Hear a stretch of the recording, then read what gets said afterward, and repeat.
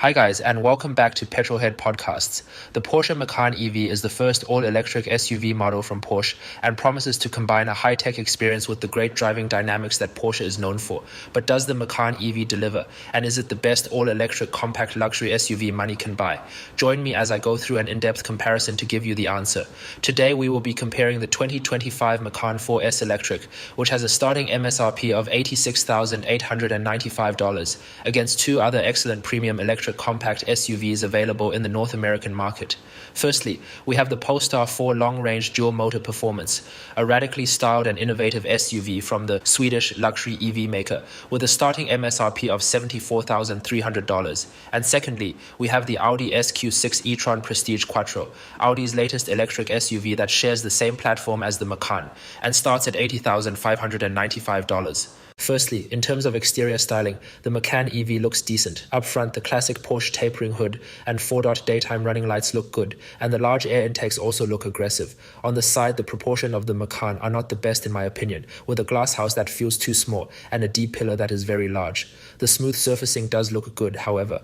Round back, the signature Porsche full-width taillights look good, but otherwise the rear end looks a bit empty without many design features. The Polestar 4 has a stunning design. Up front, the Polestar looks great, with an eye-catching two-piece headlight design and a sporty lower grille section. On the side, the low and sporty proportions of the Polestar are good-looking, with the fastback style design, smooth surfacing and flush door handles being highlights. Round back, the Polestar looks futuristic with its full-width taillights, the lack of a traditional rear window and effective use of black plastic to make the vehicle appear less bulky. The Audi's design feels more generic.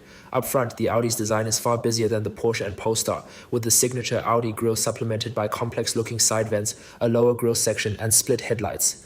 On the side, the upright and more traditional SUV profile, compared to the Porsche and Polestar, looks good, but it feels bulkier as Audi doesn't use black plastic to visually make the vehicle appear sleeker. Round back, the Audi also has full-width taillights that look great, in addition to a good-looking rear bumper design.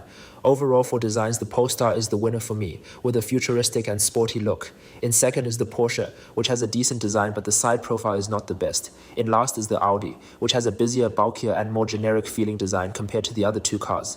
Moving on to the interiors, and the Porsche Macan has a good cabin. The general design is very similar to the updated Porsche Cayenne, and although looks decent, I think is a little plain, especially for the price. The Macan has a curved 12.6-inch instrument cluster and a 10.9-inch infotainment screen, which feels small next to the screens in the Polestar and Audi.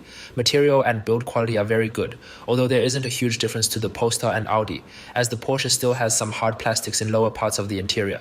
Nice touches in the Porsche cabin include the drive mode selector mounted on the steering wheel, as well as the available sport chrono clock that have been preserved from Porsche's sports car models. In terms of standard features, the Macan has heated seats, heated steering wheel, 360-degree cameras, a panoramic roof, dual-zone climate control, a 10-speaker audio system, and a power tailgate.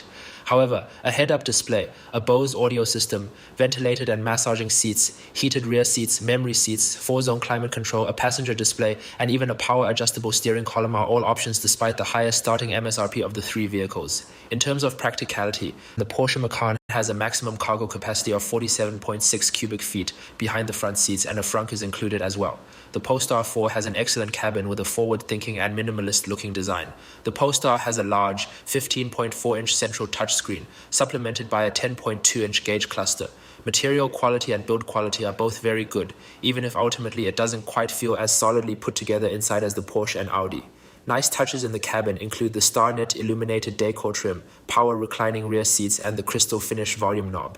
In terms of standard features, the Polestar is excellent, featuring 360-degree cameras, Harman Kardon premium audio, 3-zone climate control, a head-up display, heated front and rear seats, heated steering wheel, a panoramic roof, a power-adjustable steering column, and a power tailgate. Ventilated and massaging seats are optional. In terms of practicality, the Polestar has a maximum cargo capacity of 54.2 cubic feet behind the front seats, and a frunk is included with the Polestar as well.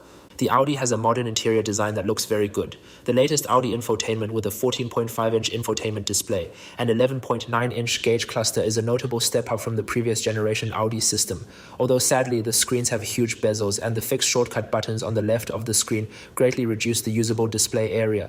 In terms of material and build quality, the Audi is very good and close to the Porsche. Nice touches in the Audi's interior include the expansive ambient lighting and the standard sports seats with S logo.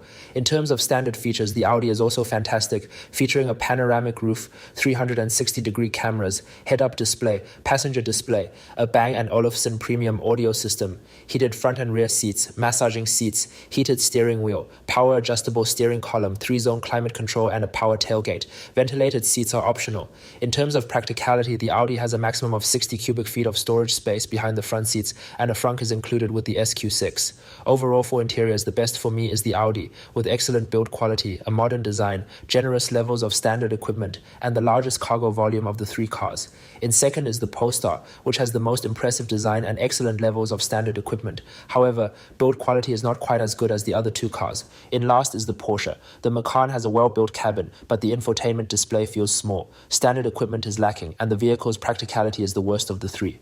In terms of drivetrains, the Macan 4S Electric has a dual-motor, all-wheel drive setup, paired with a 100 kilowatt-hour battery that produces a maximum output of 509 horsepower and 604 pound-feet of torque. The Porsche comes standard with height-adjustable air suspension with adaptive damping and is optionally available with rear-wheel steering and a torque vectoring rear differential. The Porsche accelerates from 0 to 60 miles per hour in 3.9 seconds and achieves an EPA estimated range of 288 miles. The Porsche uses the 800-volt architecture and has a peak charging rate of 270 kilowatts. Porsche claims that charging the Macan from 10 to 80% takes 21 minutes. The Polestar 4 has a dual-motor, all-wheel drive setup paired with a 100 kilowatt-hour battery that produces a maximum output of 544 horsepower and 506 pound-feet of torque. The Polestar comes standard with steel suspension with adaptive damping. The Polestar accelerates from 0 to 60 miles per hour in 3.7 seconds and achieves an EPA estimated range of 270 miles. The Polestar uses the 400-volt architecture with a peak charge rate of 200 kilowatts.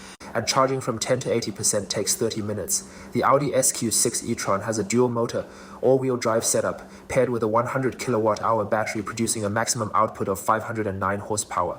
And Audi does not quote a combined torque output, but the front motor produces 203 pound-feet and the rear motor produces 428 pound-feet. The SQ6 rides on height-adjustable air suspension with adaptive damping. The SQ6 accelerates from 0 to 60 miles per hour in 4.1 seconds and achieves an EPA estimated range of 275 miles. Like the Macan, the Audi uses the 800-volt architecture with a peak charging rate of 270 kilowatts, and charging from 10 to 80% also takes 21 minutes. In terms of drivetrains, the best of the three is the Porsche, which has support for 800-volt architecture, has the highest range, is very quick, and has air suspension. The Audi takes second, which has many of the same technologies as the Porsche, but has slightly worse acceleration and range. In third is the Polestar, which is the most powerful and fastest accelerating, but is not available with air suspension like the Porsche and Audi, and has the lowest range of the three cars. Moving on to the driving experience, and the Porsche is great to drive. The Macan EV feels like an internal combustion-powered Porsche to drive, which is impressive. It has direct and well-weighted steering, very minimal body roll, linear throttle and brake calibration, and a rear-biased and sporty feel to the drivetrain. It all adds up to the sportiest and most fun-feeling vehicle of the three, and you cannot really notice the added weight compared to a regular gas-powered Macan. In terms of comfort, the Macan is still very good, thanks to its air suspension and great tuning by Porsche, and sound insulation is also excellent despite the sporty focus. The Polestar's driving experience is less accomplished than the Porsche. It feels less sporty than both the Audi and Porsche, and you notice the weight of the vehicle more. There is noticeable understeer, and the vehicle lacks the agile and rear-biased feeling of the Porsche. The steering doesn't feel as good as the Porsche either. Body control is very good though, and the Polestar is a very good highway cruiser as it has a great ride quality and good noise insulation. The Audi shares the same basic platform as the Porsche but feels more comfort-oriented. The Audi's ride quality is excellent, and it is also super well insulated and has very smooth power delivery. In terms of handling, it feels in between the Porsche and Polestar. The Audi feels less playful and engaging than the Porsche, but its body control is excellent. It has very little body roll, quick and accurate steering, and good brake pedal feel. Objectively, it is very good, but it doesn't feel as spirited as the Porsche does. Overall, for driving experience, the Porsche is the best vehicle here, offering an engaging and sporty experience while still delivering very good comfort levels. In second is the Audi, which is also very talented and supremely comfortable, but feels less involving than the Porsche. In last is the Polestar, which is also comfortable and has good body control, but has the least well-sorted driving dynamics. So overall, which is the best all-electric premium compact SUV of the three? Personally, the Audi is the winner. The Q6 feels generic to look at, but has a well-built and modern-feeling cabin with great standard specification and practicality, an advanced drivetrain, and a well-balanced driving experience. In second is the Porsche, which is the most engaging to drive and has an amazing drivetrain with the best range of the three cars. However, the Porsche is significantly more expensive than the Audi when comparatively equipped. The interior doesn't feel the most special, and it has considerably less cargo volume, which makes it not as easy to recommend as an overall package as the Q6. In last is the Polestar, which looks the best of the three, has an impressive interior and is the cheapest of the three cars. However, the driving dynamics lack the level of sophistication of the Audi and Porsche, and the drivetrain is the least impressive. So what do you guys think of this conclusion, and what are your thoughts on these three sporty electric SUVs? Let me know in the comments below, and as always, please like this video and subscribe to my channel to be the first to see more amazing content like this in the future. Cheers!